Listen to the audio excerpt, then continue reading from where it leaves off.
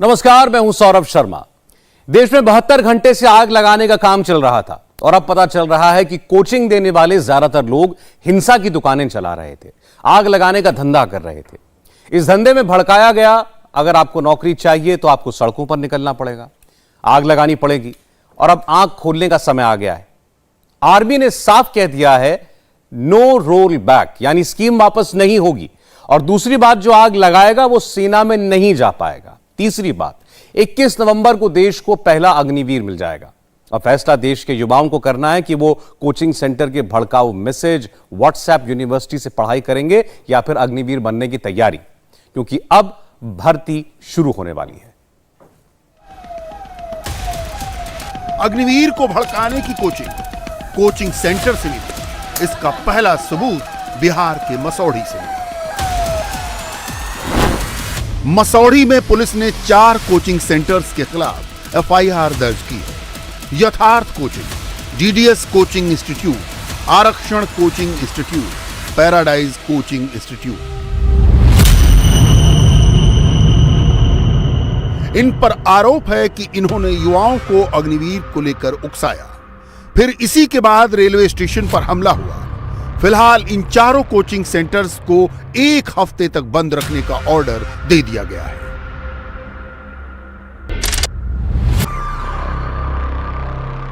In coaching centres ने कैसे युवाओं को भड़काया, ये जानने के लिए हमारी टीम स्पॉट पर पहुंची। 4 कोचिंग सेंटर्स के संचालकों से बात की। सबसे पहले पैराडाइज कोचिंग सेंटर।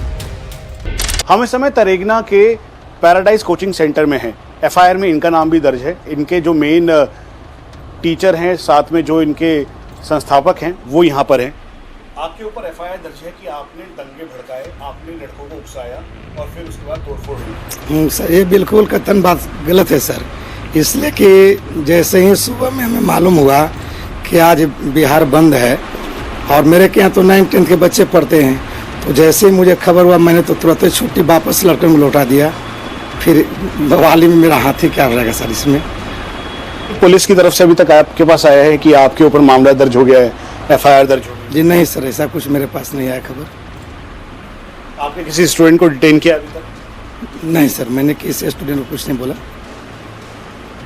अब मैंने तो सर इसका विरोध भी करते हैं। अगर कोई ऐसा करता भी है, चूँकि ये सरकार की संपत्ति नहीं है तो हम लोग की संपत्ति है ना। एक बुद्धिजीवी कोई भी प्राणी किसी विद्यार्थी को अगर ऐसा करता भी है तो ना समझदारी उसको है, उसको टीचर के नाम पर तो कलंक है। सबसे पहले बात paradise coaching centre. Paradise coaching centre को तो यह भी नहीं पता कि उसके खिलाफ एफआईआर भी दर्ज हुई। हमारे संवाददाता मनीष प्रसाद डीडीएस कोचिंग भी पहुंचे, उनसे भी पूछा आखिर उन्होंने हिंसा क्यों भड़काई। ये बताइए कि आपके ऊपर एफआईआर दर्ज कर दी है, क्या नाम है आपका? और मेरा नाम सुरेश कराय हुआ। आपके ऊपर एफआईआर दर्ज कर दी है, आपने क्यों उकसाया बच्चों को, किस लिए भीड़ इकट्ठा की और किसी लिए रेलवे स्टेशन तक लेकर गए? यदि सर ऐसा यदि प्रशासन का आरोप है कि मैंने भीड़ को भड़काया है या मैंने बच्चों को लेकर के स्टेशन पर गया है, तो एक भी फुटेज प्रशासन हमें दिखा दें कि मैंने बच्चों को लेकर के मैं सड़क पर उतरा या मैं प्लेटफार्म पर गया। एक भी फुटेज यदि ऐसा मिलता है तो मैं जो है अरेस्ट होने के लिए मैं तैयार हूं। आपके कितने स्टूडेंट्स को अभी तक अरेस्ट किया है पुलिस ने? अप्रोक्सीमेट हमें तो ऐसा कोई जानकारी मिला नहीं है, लेकिन कुछ बच्चों ने कॉल किया, जिसके पास अभी बच्चा का कॉल रिकॉर्डिंग भी है। कुछ बच्चों ने बताया कि सर हम लोग रूम पर आ गए थे, रूम पर से हम लोग को अरेस्ट किया गया। डीडीएस एजुकेशनल ग्रुप मेरा चैनल है, उस चैनल को खंगाला जाए, प्रशासन खंगाल सकती है। एक भी भड़काने वाली बात, यहाँ तक कि 10 दिन से तो एक को वीडियो पर नहीं हम दिए होंगे। बच्चों को उकसाया? फेसबुक सर, मैं बता रहा हूँ, फेसबुक तो मैं चलाता नहीं, मेरा फेसबुक को भी देखा जाए। कोई ग्रुप बनाया जिसमें बच्चों को उकसाया? नहीं सर, एक भी मेरा पूरा कोचिंग का सर चेक कर लिया जाए, मेरा पर्सनल नंबर को चेक कर लिया जाए। एक भी यदि ऐसा मिल जाएगा फुटेज कि मैंने स्टेटस लगाया, किसी को बच्चों को उकसाने वाला मैंने मैसेज किया, तो मैं सर अपना गुनाह कबूल कर लूंगा और मैं खुद ही सर 5 साल के सर 10 साल जेल में रह लेंगे। डीडीएस कोचिंग का दावा है हिंसा में उनका कोई रोल नहीं, उन्होंने पूरी तरह से पल्ला झाड़ लिया। अब बारी थी आरक्षण कोचिंग सेंटर, इनका भी नाम एफआईआर में दर्ज है। पुलिस का दावा है तोड़फोड़ के पीछे ये भी मास्टरमाइंड है। ये आरक्षण क्लासेस हैं, मसौरी थाना क्षेत्र के अंदर ही आता है। जो रेलवे स्टेशन पर उत्पात मचा उनके ऊपर इन पे भी मामला दर्ज हुआ है और सीधा इन पर दंगे भड़काने का आरोप है। आपने उकसाया अपने छात्रों को ताकि वो जाएं रेलवे स्टेशन पर और उत्पात में चलें? हमको तो ऐसा लगता है कि दुनिया को ऐसा कोई भी शिक्षक नहीं होंगे जो किसी भी बच्चों को उकसाने का कार्य करेंगे। दूसरी बात, हम लोग एक चीज़ जानते हैं कि हम लोग बच्चों को भविष्य बनाना जानते हैं। ये तो अगर हम लोग बात करें उकसाने का मतलब कि बच्चों को भविष्य के साथ खिलवाड़ करना। आपने उकसाया है? नहीं, ऐसा कभी नहीं किए हैं, न कर सकते हैं सर। आपने कोई व्हाट्सएप ग्रुप बनाया जिसमें बच्चों को कहा कि आप इस अग्निपथ स्कीम का विरोध करें, पूरी तरीके से इसके विरोध में जुट जाएं और बाहर रोड पर आ जाएं? नहीं सर, ऐसा कोई व्हाट्सएप ग्रुप हमने नहीं बनाया। इसने एफआईआर दर्ज क्यों कर दिया आपके खिलाफ? देखिए, पुलिस अपने आप को बचाने के लिए हो सकता है कि हम लोग के ऊपर इल्जाम लगा रहे हैं। आरक्षण कोचिंग सेंटर ने तो उल्टा पुलिस पर ही आरोप लगा दिया, जबकि मसौढ़ी पुलिस ने 74 लोगों की गिरफ्तारी की है। पुलिस का कहना है उनके पास कोचिंग सेंटर्स के खिलाफ सबूत भी हैं। पटना पुलिस ने मसौढ़ी थाना क्षेत्र पर हुए उपद्रव के खिलाफ मामला दर्ज करते हुए अभी तक 74 लोगों को गिरफ्तार किया है। उसके अलावा 4 ऐसे इंस्टीट्यूट हैं जिनके खिलाफ कार्रवाई करते हुए उन्हें सील करने का डिस्ट्रिक्ट एडमिनिस्ट्रेशन ने ऑर्डर दिया है। थाने में इस समय तमाम लोगों को बुलाया गया है जिनके ऊपर आरोप है। हालांकि इन चारों इंस्टीट्यूट जिसमें डीडीएस, आरक्षण, यथार्थ शामिल है, इन्होंने इस बात को कहा है कि उनकी इसमें कोई भी भूमिका नहीं है। लेकिन पुलिस के मुताबिक वीडियो एविडेंसेस उनके पास है जिसमें ये पता लगता है कि उन्हीं के जो स्टूडेंट्स हैं उन्होंने इस घटना को अंजाम दिया। हालांकि एहतियात बरतते हुए इस चारों इंस्टीट्यूट्स को अब सील करने का ऑर्डर दे दिया गया है। बिहार में कोचिंग सेंटर्स का पूरा जाल बिछा है। कोचिंग सेंटर के सरजी ने पहले वीडियो बनाकर युवाओं को खूब भड़काया। सबसे पहले टीओडी का विद्रोह करो, जितना लेवल तक हो सकता है पूरा का पूरा विद्रोह करना है, एक भी लेवल नहीं छोड़ना है। अंतोगत मर्दांगनी हिम्मत और जोश जुनून अगर दिखाना है। लेकिन जब सामने इंडिया टीवी का कैमरा पहुंचा तो टोन और बात दोनों बदल गई। सबसे पहले तो आज से 2 दिन पहले की हमारी वीडियोस आई थी जिनको कि आपके चैनल पे ही टेलीकास्ट कराया गया था। तो मैं चाहूँगा कि उस वीडियो की फुल वीडियो जो है ना वो टेलीकास्ट की, वो थोड़ी सी बाइट थी, तो वो विद्रोह एंड ऑल वर्ड यूज़ किया गया था। तो विद्रोह कहने का मतलब ये नहीं था कि आप बस चला दो, ट्रेन चला दो। हालांकि हम लोग भी यही चाहते थे कि किसी तरह टीओडी जो है ना वो वापस हो। अब वापस नहीं होगी तो इसमें कुछ ना कुछ चेंजिंग किया जाए।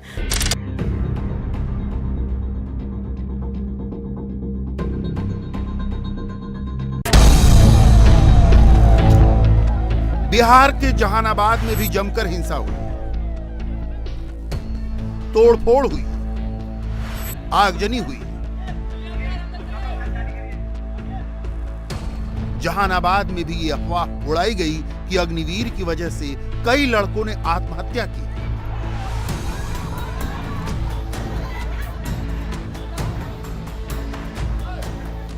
यह जहानाबाद का डिफेंस कोचिंग सेंटर है। यहां पर सेना की भर्ती की तैयारी कराई जाती है। यहां के सरजी ने भी पहले आत्महत्या की अफवाह उड़ाई और फिर पलट भी गए। 2 बच्चा तो मेरा मतलब कि बहुत क्लोज था, जो मतलब कि फांसी लगा लिया बेचारा। और मतलब कि क्या कर सकते हैं सर उसके बारे में, उसके बाप माई को भरपाई कौन कर सकता है सर। हम लोग तो मतलब कि जानबूझ के बच्चों को डेली फ़ोन करके फलना करके मतलब कि समझा रहे हैं, सभी को रोक रहे हैं। ये नहीं सर, यहाँ पे अभी तक तो ऐसा हादसा नहीं हुआ है, लेकिन बच्चे अभी यहाँ पे नहीं है। मेरे जो भी बच्चे हैं वो मतलब कि 3-4 दिन पहले सभी को छुट्टी दे दिया हूँ। सेना ने क्लियर कर दिया है, अग्निपथ ही शौर्य पथ है। अग्निवीर योजना वापस नहीं ली जाएगी। अग्निपथ ही सेना का भविष्य है और ये रहेगा। जो युवा कोचिंग सेंटर के भड़काने पर हिंसा कर रहे हैं, सेना ने उनको भी अलर्ट किया है। भारतीय सेना सब देख रही है। काफी बच्चे जो इसके अंदर पार्ट ले रहे थे वो ले लिए, उनको डाल दिया गया जेल में कई जगह के अंदर। अब इनको उकसारा कौन था? 2 किस्म के लोग थे। एक इनमिकल एलिमेंट्स, दूसरे कोचिंग इंस्टीट्यूशन जो चला रहे थे। उन्होंने बच्चों से पैसे ले लिए हैं। एंड ये बच्चे कौन से हैं? मैंने आपको बताया 70% आए थे गांव से। अब वो आए थे, उन्होंने ना जाने कहां से लोन लेके यहां पे पहुंचे हैं। यहां पे लोन लेने के बाद वो पढ़ रहे हैं, उन्होंने आशा दी जा रही है। ये आशा कौन दे रहा है? वो कोचिंग इंस्टीट्यूट वाला। फाइनली उनको स्ट्रीट पे कौन भेज रहा है? इसका काफी योगदान है। और इसके अलावा ऐसे लोग हैं जो भड़कावे में आ रहे हैं। इसका हम कर रहे क्या है? इसका ऐसा करा जा रहा है कि हर एक इंडिविजुअल जो हमारे साथ अग्निवीर स्कीम में जुड़ना चाहता है वो अपना सर्टिफिकेट देगा, प्लेज करेगा कि उसने ना तो किसी प्रोटेस्ट में हिस्सा लिया है, ना ही किसी तोड़फोड़ में हिस्सा लिया है। सेना की लाइन एकदम क्लियर है। जिसने पत्थर उठाया उसके हाथ में बंदूक कभी नहीं आएगी। जिसने आग लगाई वो वर्दी नहीं पहन पाएगा। युवाओं को भड़काने का काम सिर्फ बिहार में नहीं चल रहा, बल्कि मध्य प्रदेश में भी आग लगाने वाली कोचिंग दी जा रही थी। ग्वालियर में बड़े पैमाने पर हिंसा हुई, रेलवे ट्रैक तक उखाड़ दिए गए। जिसके पीछे कोचिंग सेंटर वालों का हाथ है, जो बाकायदा फोन पर बता रहे थे कैसे हिंसा करनी है। बहुत विरोध हो रहा है जनता में। अपन को अब थोड़ा बहुत डट जाना चाहिए और कोई अच्छा नेता या कोई बड़ा आदमी उसका थोड़ा वो लेना चाहिए सपोर्ट। और अगर आंदोलन ठीक से करना ही है तो कम से कम 3000 बच्चे आए तब आंदोलन होगा ठीक। और सब सेफ्टी के लिए कुछ ना कुछ लेके जाओ, जैसे पुलिस वाले वो पहने रहते हैं ना कवर्ट सा है अपना, वैसा सेफ्टी के लिए कुछ लेके चला करो भाई लोग। भाइयों कलेक्टेड पे घेराव करो, कलेक्टेड पे। अपनी सेफ्टी अपने हाथों है। आज वो बेचारे लड़के का पैर कट गया, कौन लड़का था भाई जिसका पैर कटा था? ग्वालियर में हिंसा की छोटी मोटी साजिश नहीं रची गई, बल्कि बहुत बड़ी आग लगानी है। इंडिया टीवी को जो एक्सक्लूसिव चैट मिली है उसमें ग्वालियर में तबाही मचाने का ऑर्डर दिया जा रहा है। पुलिस थाने को फूंकने की बात कही गई, सरकारी संपत्ति को जलाने की प्लानिंग बनी। वक्त रहते अगर पुलिस इस साजिश को नाकाम न करती तो वाकई तबाही मच सकती थी। बीते गुरुवार को हमने देखा हिंसा हुई, आगजनी हुई, स्टेशन पे भी तोड़फोड़ की गई। कैसे आपने पता लगाया, क्या कनेक्शन है, किन लोगों ने इन छात्रों को जो सेना में जाना चाहते हैं उन्हें भड़काया? कि तह तक जाने के लिए कि इसके पीछे कौन लोग हो सकते हैं, कौन लोग नहीं, तो हमने एक पूरा इन्वेस्टिगेशन टीम बना के इसमें हमने इन्वेस्टिगेट किया। क्योंकि कोचिंग संचालकों की भूमिका हमें इसमें शुरू से ही संदिग्ध लग रही थी, तो उनको हमने कुछ कोचिंग संचालकों को राडार पे लिया था और इनमें से हमें एक कोचिंग संचालक के खिलाफ काफ़ी अच्छे एविडेंस मिल गए थे। वो खुद जो आगजनी हुई थी उस मौके पे मौजूद था, अपना एक लाइव चैनल चला के भड़काऊ भाषण और गवर्नमेंट के खिलाफ कुछ अपशब्द बोल रहा था। जय हिंद दोस्तों, देखो कैसे युवाओं ने अब यहाँ पर जो है ग्वालियर में बहुत ही बड़ी संख्या में आकर विरोध प्रदर्शन किया है। यह जो सेना की भर्ती को लेकर इन्होंने जो सरकार ने जो दादागिरी मचाई हुई है इसके खिलाफ जो है यहाँ पर आप देखें कितना बड़ा आंदोलन हो रहा है। मध्य प्रदेश की बीजेपी सरकार जिसने भूतपूर्व सैनिकों को कोटा खत्म किया था, एक बड़ा जघन पाप किया था और उसका पापों का फल उसके सामने अभी आ रहा है। ये वही कोचिंग संचालक है जिस पर पुलिस ने 5000 रुपए का इनाम रखा है। ग्वालियर में बिहार की तरह कोचिंग सेंटर नहीं होते, बल्कि यहां पर रजिस्ट्रेशन टैक्स बचाने के लिए ग्राउंड पर सीधे कोचिंग दी जाती है। ग्वालियर पुलिस ने ग्वालियर में छात्रों को भड़काए जाने के मामले में जिस फिजिकल ट्रेनिंग जो सेंटर के संचालक मनोज सिंह परमार पर मामला दर्ज किया है, वो इसी तरीके के खुले मैदान में छात्रों को ट्रेनिंग दिया करता था। और पुलिस को जिन पर संदेह है, जिनके पीछे पुलिस को लगता है कि उन्होंने छात्रों को भड़काया है जिसके चलते आगजनी पथराव हुआ है, उनके बारे में भी पुलिस का मानना है कि इसी तरीके से अनाधिकृत रूप से मैदान में वो ऐसे छात्रों को प्रशिक्षण दिया करते थे जो सेना में भर्ती के इच्छुक रहते हैं। बड़े कैंप सीआरपीएफ, बीएसएफ, एयरफोर्स से लेके पुलिस बल की ट्रेनिंग साल भर चलती रहती है भर्ती। इसी के चलते यहाँ पर ऐसे ट्रेनिंग ग्राउंड्स में ये लोग अनाधिकृत रूप से ट्रेनिंग देते हैं। अपनी अपनी गाड़ियों में बकायदा ये तमाम जो संचालक हैं वो आते हैं, यहीं पर फॉर्म भरते हैं और साल या 2 साल तक, जब तक भर्ती नहीं निकलती है तब तक के लिए एक मुश्त 75,000 रुपए से लेके 1.5 लाख रुपए तक फिजिकल ट्रेनिंग के लिए छात्रों से लेते हैं। चूंकि इनका कोई भी ऑफिस नहीं होता है जहां बकायदा प्रॉपर कोचिंग दी जाए, ऐसे में अग्निपथ योजना के आने के बाद उन्हें लगा कि चूंकि 4 साल तक के लिए ये नौकरी है, ऐसे में कहीं छात्रों का रुझान कम ना हो जाए और जो आय का स्रोत बंधा हुआ है वो कम ना हो जाए। इसी के लिए सूत्र बताते हैं कि उन्होंने छात्रों को भड़काया कि ये जो योजना है ये छात्रों के हितों के खिलाफ है, जिसके चलते अगर आंदोलन नहीं किया तो उनका भविष्य खतरे में पड़ सकता है। तो आपने देखा कैसे अब जांच धीरे धीरे जब तेजी पकड़ रही है तो इस हिंसा को भड़काने वालों के नाम, चेहरे सब उजागर हो रहे हैं। अभी तक सैकड़ों करोड़ की सरकारी संपत्ति को, रेलवे की संपत्ति को खास तौर पर निशाना बनाया गया है, डैमेज किया गया है और अब इन सब की धरपकड़ जारी है। और इसमें बढ़ चढ़कर कोचिंग इंस्टीट्यूट चलाने वालों का नाम सामने आया। इनमें से कई कोचिंग इंस्टीट्यूट के नाम आप लगातार इंडिया टीवी की स्क्रीन पर देख भी रहे हैं। और भले ही कैमरे पर ये खुद को पाक साफ बताएं, लेकिन जो व्हाट्सएप मैसेजेस पुलिस के पास पहुंचे हैं, जिन ग्रुप्स की जानकारी पुलिस को मिली है और जो कुछ लड़के पकड़े गए हैं, उन सब की बातों से यह साफ है कि इसके पीछे काफी हद तक ये सेना में भर्ती के लिए कोचिंग इंस्टीट्यूट चलाने वाले लोग ही जिम्मेदार हैं। जैसा हमारे संवाददाता भी अभी आपको बता रहे थे, इन कोचिंग इंस्टीट्यूट को डर है कि अब 4 साल की भर्ती की योजना के बाद, यानी अग्निपथ स्कीम के बाद, कई नौजवानों का भर्ती के प्रति रुझान कम ना हो जाए, इनकी कोचिंग सेंटर्स की चलती दुकान बंद ना हो जाए। इसकी वजह से इन लोगों ने लड़कों को भड़काया, उन्हें मोबिलाइज किया और आपने देखा अलग अलग राज्यों में, अलग अलग शहरों में वीडियो मैसेजेस वायरल किए गए, ऑडियो मैसेजेस वायरल किए गए। कहा गया कि कितनी तादाद में पहुंचना है, खुद को कैसे बचाना है, चेहरा कैसे ढकना है और कहां पहुंचकर सरकारी संपत्ति को नुकसान पहुंचाना है। लेकिन खास तौर में बिहार में जिस पैमाने पर हिंसा हुई है, पुलिस अब एक्शन में आती दिखाई दे रही है और धरपकड़ भी तेज हुई है। अग्निपथ योजना सेना के भविष्य को ध्यान में रखकर तैयार की गई है। इस योजना से ज्यादा युवाओं को सेना से जुड़ने का मौका मिलेगा। लेकिन अग्निपथ को समझने की जगह, समझाने की जगह गुमराह किया जा रहा है, भड़काया जा रहा है, राजनीति की जा रही है। प्रधानमंत्री मोदी के खिलाफ नया फ्रंट खोला जा रहा है, एक खास एजेंडा चलाया जा रहा है, नैरेटिव सेट किया जा रहा है, एक अच्छी पॉलिसी पर हिंसक राजनीति की जा रही है। हर चीज में अड़ंगे डालने वाले होते होते ही अनेक मुसीबतें पैदा होती हैं देश को आगे ले जाने में। लेकिन ये नया भारत है,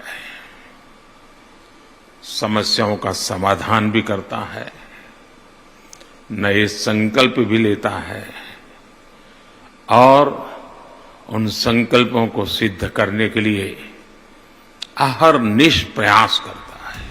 प्रधानमंत्री मोदी ने जो संकल्प किया है उससे पीछे हटा नहीं जाएगा। सेना भी अग्निपथ की शपथ ले चुकी है। अब बस उन कोचिंग सेंटर्स को एक्सपोज करना है, उन पर एक्शन लेना है जिन्होंने युवाओं से सैनिक बनाने का वादा करके उनको उपद्रवी बना डाला। अग्निवीर को मुद्दा बनाकर यूपी के अलीगढ़ में भी हंगामा किया गया, बसों में आग लगाई गई, जमकर तोड़फोड़ की गई। इस साजिश के पीछे भी कोचिंग सेंटर का काम है। कोचिंग इंस्टीट्यूट का रोल इस पूरे हिंसा के अंदर सामने आया। किस तरीके से मॉडस ऑपरेंडी थी, किस तरीके से लोग काम कर रहे थे? देखिए, इसमें जो अभी तक पता चला है जांच से, वो ये है कि जो माइक्रो ब्लॉगिंग साइट्स हैं, जो सोशल मीडिया है, जैसे व्हाट्सएप हो गया, इंस्टाग्राम हो गया, टेलीग्राम हो गया, इन सब माध्यमों से जो कोचिंग संचालक हैं, उन लोगों ने अपने जो स्टूडेंट्स हैं और जो बाकी लोग कनेक्टेड हैं, उनको बरगलाया गया था उनके द्वारा और उनको बहला फुसला कर जो भी है उनको मोटिवेट करके ये पूरा कांड कारित किया गया है। तो उसका हमें प्रमाण भी मिला है। हम लोग सोशल मीडिया भी मॉनिटर कर रहे थे, उसमें भी ये साबित आया है कि जो आह्वान हुआ है इन सब चीज़ों का, वो इन्हीं सब मीडिया के थ्रू फैलाया गया है। उसी से मोटिवेट होकर के स्टूडेंट्स यहाँ पे प्रोटेस्ट किए हैं। सर, कोचिंग इंस्टीट्यूट जो है उसमें ये स्टूडेंट्स किस तरीके की कोचिंग करते थे, किस तरीके से कोचिंग करवाते थे कोचिंग इंस्टीट्यूट? ये 2 तरीके की कोचिंग करवाते थे। पहला जो एग्ज़ाम की भर्ती होती है उसकी पढ़ाई लिखाई करवाते थे। दूसरा जो खेत हैं, जो हाईवे हैं, वहाँ पे इनको रनिंग की प्रैक्टिस करवाया जाता था। जो फिजिकल एग्जाम होता है आर्मी का, उनकी प्रैक्टिस करवाया जाता था। अलीगढ़ पुलिस ने 9 कोचिंग संचालकों पर केस दर्ज किया है, उनको गिरफ्तार किया है। इनके नाम हैं तिरुपति कोचिंग सेंटर, संचालक राम कुमार सिंह, गुरुकुल कोचिंग सेंटर, संचालक अमित कुमार, चौधरी कोचिंग संचालक Mohan Chaudhary, young India coaching centre संचालक सुधीर शर्मा, केडी इंस्टीट्यूट संचालक गौरव चौधरी, समन्वय कोचिंग संचालक विजय उर्फ मोंटी, जीएस कोचिंग सेंटर संचालक पुष्पेंद्र सिंह गुल। और अभी अग्निवीरों का यह मुद्दा सुलझा भी नहीं है, उससे पहले अग्निपथ पर हिंदू मुसलमान का खेल शुरू हो गया। मोदी के सियासी दुश्मन अग्निपथ पर खुलकर धर्म का एंगल दे रहे हैं, तकरीरें कर रहे हैं। प्रधानमंत्री मोदी को न जाने क्या क्या कहा जा रहा है। अग्निपथ पर हो रहे घमासान को कैसे हिंदू मुसलमान वाला रंग दिया गया, मोदी विरोधियों की पूरी मंशा कैसे सामने आ गई, देखिए इस खास रिपोर्ट में।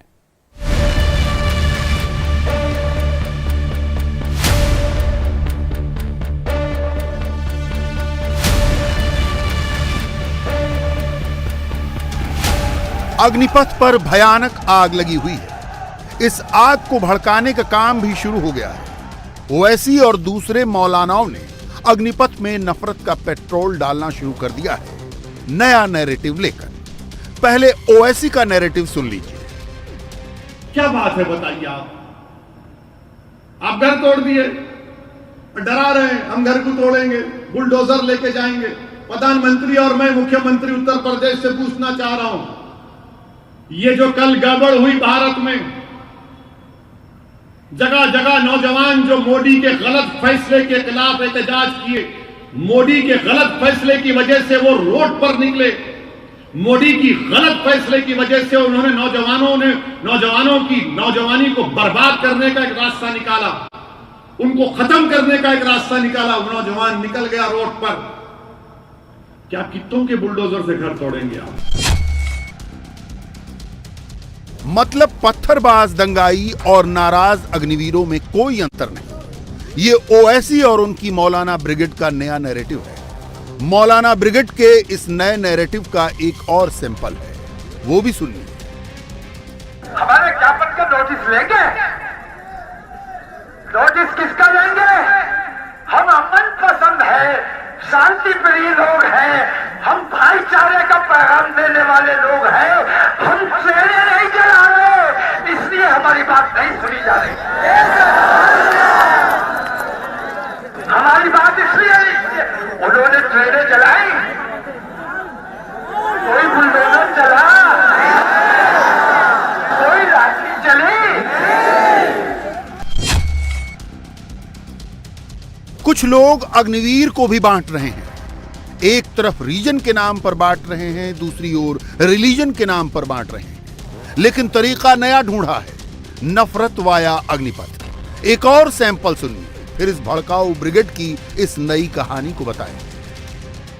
हमारे बच्चे रोड पे खाली बैनर लेके निकले नमाज के बाद तो उन पे लाठी चार्ज होता है और उनके बच्चे रेलों को जला दे, कोई पूछने वाला नहीं। अग्निपथ से हिंदू मुसलमान की पॉलिटिक्स के इस नए नैरेटिव को पूरे हिंदुस्तान में एक साथ लॉन्च किया गया है। हैदराबाद, बरेली, रांची, हर जगह से मौलाना ब्रिगेड ने मोदी और योगी सरकार के एक्शन पर सवाल खड़े किए। इस बार भी फ्रंट पर सामने आए हैं भाईजान असदुद्दीन ओवैसी। डरा रहे हैं हम घर को तोड़ेंगे, बुलडोजर लेके जाएंगे। प्रधानमंत्री और मैं मुख्यमंत्री उत्तर प्रदेश से पूछना चाह रहा हूं, ये जो कल गड़बड़ हुई भारत में, जगह जगह नौजवान जो मोदी के गलत फैसले के खिलाफ एहतजाज किए, मोदी के गलत फैसले की वजह से वो रोड पर निकले, मोदी की गलत फैसले की वजह से उन्होंने नौजवानों की नौजवानी को बर्बाद करने का एक रास्ता निकाला, उनको खत्म करने का एक रास्ता निकाला। वो नौजवान निकल गया रोड पर। क्या कितनों के बुलडोजर से घर तोड़ेंगे आप? हम नहीं चाहते कि आप किसी का भी घर तोड़ो, आपको घर तोड़ने का अख्तियार है ही नहीं। मगर मैं ये पूछना चाह रहा हूं वाराणसी के कमिश्नर ऑफ पुलिस से, जब उन्होंने मीडिया के सामने आकर कहा हमारे बच्चे हम समझा लेंगे, तो फिर आप वो बच्चे जो मुसलमान थे आपके बच्चे नहीं है सीपी साहब, वो बच्चे आपके नहीं हैं।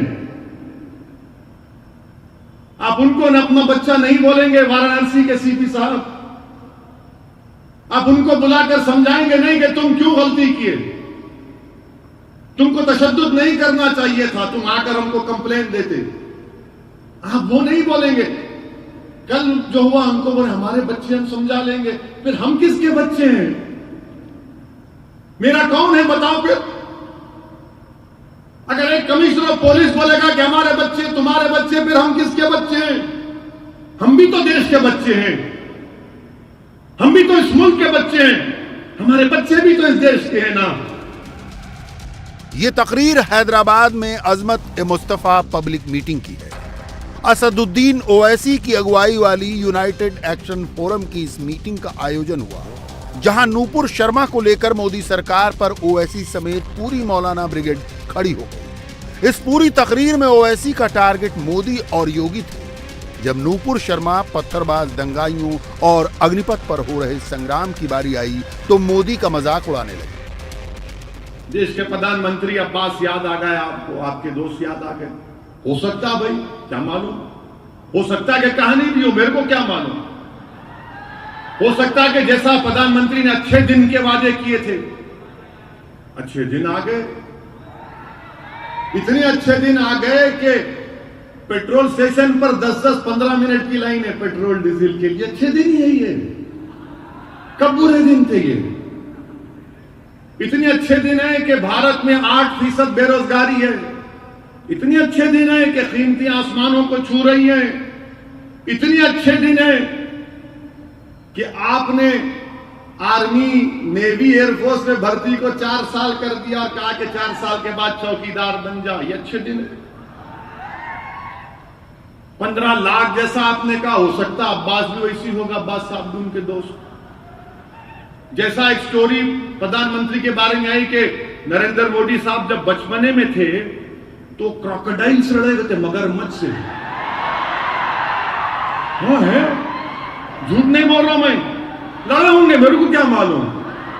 मैं तो मगरमच्छ को देख के बोलूंगा, अरे क्या बोल रहे आप, हम दुनिया के सांपों में परेशान है, मगरमच्छ में कहां जा रही है। फिक्र मजहब की नहीं है, फिक्र मुसलमानों की नहीं है, फिक्र तो मुसलमानों की सियासत की है। और यही वजह है कि जब मोदी पर बस नहीं चल रहा तो ओवैसी की पूरी टीम उनका मजाक उड़ाने में उतर आई है। जिस अब्बास दोस्त का प्रधानमंत्री मोदी ने जिक्र किया, उसको ओवैसी ने पार्टी की लाइन बना दी। यूनाइटेड एक्शन फोरम का मुद्दा नूपुर शर्मा पर एक्शन था, पैगंबर की बेअदबी के आरोपों को लेकर था। लेकिन यहां Owaisi brigade Modi action forum में तब्दील हो गई। हर मौलाना के टारगेट पर नरेंद्र मोदी थे। जिसे मौका मिला सबने मोदी को कोसा। देखा कभी तुमने चरवाहे जो बकरियां चराते हैं उनके साथ एक वो का काम ये होता है, जब बकरी इधर उधर चली जाए तो वो उसके ऊपर जाके भोंकता है, उसको डराता है, फिर रेवड़ में ला लेता है, फिर उसी स्ट्रीम पर उसको ला लेता है। ये मकसद है। तो ऐसे ही अल्लाह ने तुमको हमारे ऊपर मुसल्लत किया है उस की तरह। जिस दिन हम अपने रास्ते में आ गए, जिस दिन हम अपने रेवड़ में जुड़ गए, ये चले जाएंगे, ये का काम खत्म हो जाएगा। ये बार बार हर महीना देखिए हमको इंजेक्शन लगाया जा रहा अल्लाह की तरफ से। ये नजरिए से आप सोचिए, हर महीना इंजेक्शन लगाया, एक महीने में गोश्त के मामले पे, एक महीने में हिजाब के मामले पे, एक महीने पे फलां, और ये तो बहुत बड़ा इंजेक्शन लगा दिया गया तौहीन रिसालत का। ये सब इसलिए है अजीजों, ताकि हम बेदार हों, हम खबरदार हों और हम उस स्ट्रीम में आ जाएं जो स्ट्रीम पे अल्लाह चाहते हैं कि हम आए। अल्लाह के पास हमारी बहुत बड़ी कदर है, क्योंकि एक अजीम शान रसूल का अल्लाह ने हमको उम्मती बनाया है। और याद रखिए, आज नूपुर शर्मा ने जो किया है, साबिक़ा में दुश्मनाने इस्लाम का जो अंजाम हुआ, उससे ज्यादा जिल्लत वाला अंजाम इसका भी होगा। और यह बात यकीन से जान लीजिए, इस्लाम को इससे कोई नुकसान होने वाला नहीं है। हाँ, हमारे दिल बहैसियत मुसलमान हमको बड़ी तकलीफ है, हमको बड़ा दुख है। हमारे नबी सल्लल्लाहु अलैहि वसल्लम की शान में ऐसी गुस्ताखी की गई है। सुन लीजिए, अल्लाह रब्बुल आलमीन ने बात कह दी है, इन्नल्लज़ीना फ़तनुल मुअमिनीना वल मुअमिनाति सुम्मा लम यतूबू फलहुम अज़ाबु जहन्नम व लहुम अज़ाबुल हरीक़। जो लोग मुसलमान मर्दों को, मुसलमान औरतों को तकलीफ देते हैं, इनके लिए जहन्नम, और उसके बाद तौबा भी नहीं करते, इनके लिए जहन्नम का अजाब है और दहकती हुई आग इनके लिए है। सब्र के साथ रहने की तौफीक अता फरमा। ऐ अल्लाह, ऐसे सारे जालिम और ऐसे मलून को तबाह बर्बाद कर दे। ऐ अल्लाह, इनके ऊपर अपना गैबी अजाब नाजिल फरमा। ऐ अल्लाह, ज़लज़लों के जरिए इन्हें तबाह कर दे। ऐ अल्लाह, इनकी बातचीत में इख्तिलाफ पैदा कर दे, इनकी मीटिंगों के अंदर इख्तिलाफ पैदा कर दे। ऐ अल्लाह, सारे दुश्मनान इस्लाम को तबाह बर्बाद कर दे।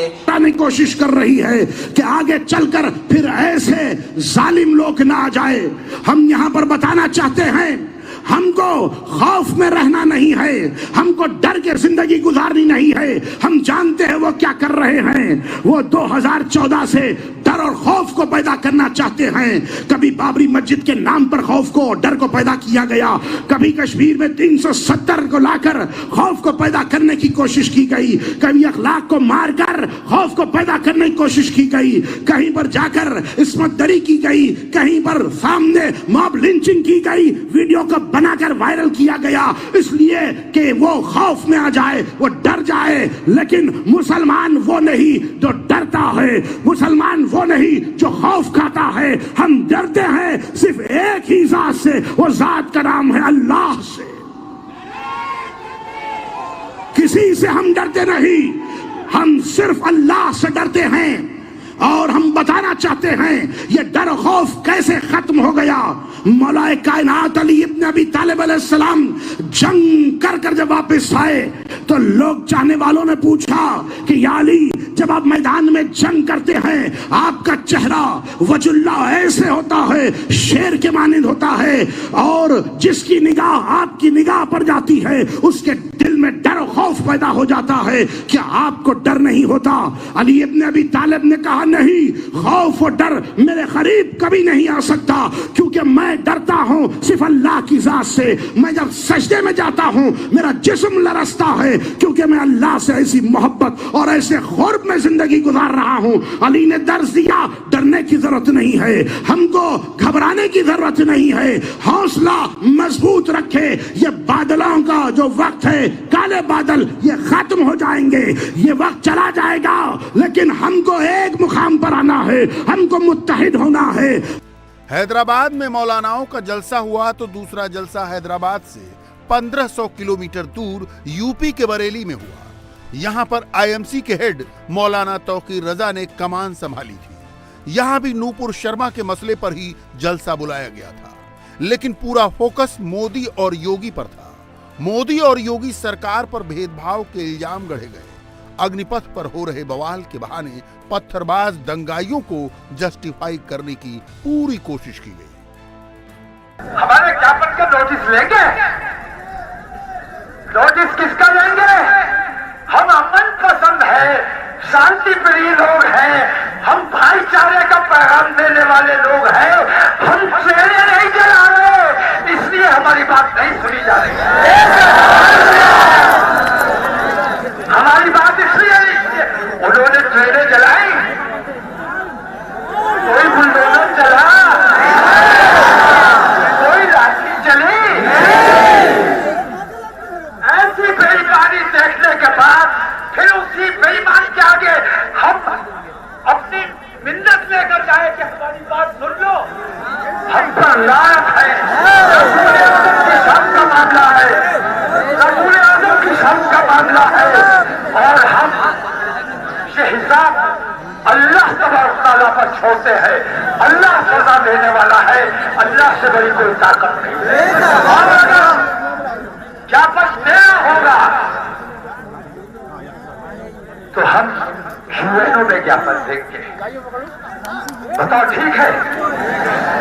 हम यूएनओ में ज्ञापन देंगे, हम दिल्ली में जाकर ज्ञापन देंगे और पूरी दुनिया की हुकूमतों को बताएंगे कि इस बेईमान हुकूमत ने मुसलमानों के साथ कैसा ताश घोड़ा। ये नरेंद्र मोदी, इनको नजर नहीं आ रहा है कि पूरी दुनिया में क्या मैसेज जा रहा है। मेरे भाई भैया प्रधानमंत्री मोदी से इतनी नफरत क्यों है? मौलाना ब्रिगेड का परसेप्शन है कि नरेंद्र मोदी जो करते हैं मुस्लिमों के खिलाफ करते हैं। 3 तलाक हो, CAA NRC हो या फिर यूनिफॉर्म सिविल कोड जैसे मुद्दे। तौकीर रजा जैसे लोगों ने मुसलमानों को भड़काने में कोई कसर नहीं छोड़ी। दुनिया में वाहिद इस्लाम है जो निजात का रास्ता है। निजात के रास्ते पर आ जाओ, तुम्हारा दुनिया भी अच्छी हो जाएगी और तुम्हारा दीन भी अच्छा हो जाएगा। तुम्हें क़यादत करने का शौक है, हाकिम बनने का शौक है, हम बताते हैं कि कैसे हाकिम बनते हैं। तमाम मुसलमानों से मुखातिब हज़रत उमर याद है, पूरी तफसील याद है। हजरत उमर जब हालत कुफ्र में थे तो नबी के सबसे बड़े दुश्मन थे, हैं? हर वक्त तलवार लेके घूमते थे कि जहां मोहम्मद सल्लल्लाहु अलैहि वसल्लम जहां मिल जाएंगे कत्ल कर दूंगा। बताओ ठीक है? ईमान ले आए, कलमा पढ़ लिया तो मुसलमानों ने अपने सर पे बैठा लिया और खलीफा बना दिया। तो आओ नरेंद्र मोदी, कलमा पढ़ो, हम भी तुम्हें अपने सर पे बैठाने वाले। अच्छा तो ये होता कि तौकीर रजा जैसे मौलाना भटके हुए नौजवानों को सही रास्ता दिखाते, लेकिन तौकीर रजा ऐसा क्यों कर रहे हैं वो भी सुनिए। प्रधानमंत्री नरेंद्र मोदी को भी आपने काफ़ी कुछ आज कहा, कलमा पढ़ने की आपने दावत भी दी, आपने कहा कि देश को बदनाम कर रहे हैं, इस सब के पीछे कारण क्या था? नहीं, मैंने तो उनको दावत दी है, इनविटेशन है, मेरा मानना ना मानना उनका काम है। हमें भी दावत दी जाती है कि पीछे आ जाओ। मैं कहता हूं कि पहले हम जंगलों में रहते थे, पहले हम नंगे रहते थे, तो जैसे जैसे तरक्की होते गई वैसे वैसे आज हम कितने तरक्की याफ्ता हैं। तो हिंदू समाज में मुझे लगता है कि जिन्हें मोक्ष का मार्ग, और मैं समझता हूं दुनिया में कोई ऐसा इंसान नहीं होगा जिसे मोक्ष के मार्ग की तलाश ना हो। इस्लाम वाहिद वो रास्ता है जो निजात का रास्ता है। तो हमने निजात के रास्ते की दावत दी है। अगर दुनिया में मुलव्विस रहना चाहते हो और दुनिया ही को सब कुछ समझते हो तो तुम जानो, लेकिन हमारा मानना यह है कि दुनिया के बाद भी एक दुनिया है, वहां के लिए हमें आज अपने अमल कर। इस वक्त पूरे हिंदुस्तान में नूपुर शर्मा और अग्निपथ का नाम लेकर हिंदू मुस्लिम विवाद को भड़काना शुरू हो गया है। सिर्फ ओवैसी और मौलाना ब्रिगेड इसमें शामिल नहीं है। झारखंड के जामताड़ा के कांग्रेसी विधायक इरफान अंसारी का बयान तो बेहद खतरनाक है। यूपी के आजमगढ़ जिले का नाम जल्द आर्यमगढ़ होने वाला है। इस बात का ऐलान खुद मुख्यमंत्री योगी आदित्यनाथ ने आज आजमगढ़ में किया। आज बीजेपी कैंडिडेट दिनेश लाल यादव निरहुआ के चुनाव प्रचार में मुख्यमंत्री योगी आजमगढ़ पहुंचे हुए थे। योगी ने कहा कि आजमगढ़ को आर्यमगढ़ बनाने की प्रक्रिया के साथ अब जुड़ने का अवसर आ गया है। योगी ने कहा कि आजमगढ़ को कभी भी आतंकवाद का गढ़ नहीं बनने देना है। आज जहां अपराध पूरी तरह से कंट्रोल में है। आपको बता दें कि अखिलेश यादव के इस्तीफे के बाद आजमगढ़ लोकसभा सीट पर उपचुनाव होने जा रहा है। भाइयों बहनों, मैं एक बार फिर से आपके पास आया हूं। आजमगढ़ को आतंकवाद का गढ़ मत बनने दीजिए। आजमगढ़ को आर्यमगढ़ बनाने के विकास की प्रक्रिया के माध्यम से आर्यमगढ़ बनाने की प्रक्रिया के साथ जोड़ने के लिए आपके साथ आया हूं। मैं आपके पास आया हूं मैं कहने के लिए फिर से, अवसर को चूकिएगा मत। इंडिया टीवी हर वक्त हर जगह डाउनलोड करने के लिए सर्च करें India TV news Google play store या ऐप स्टोर पर।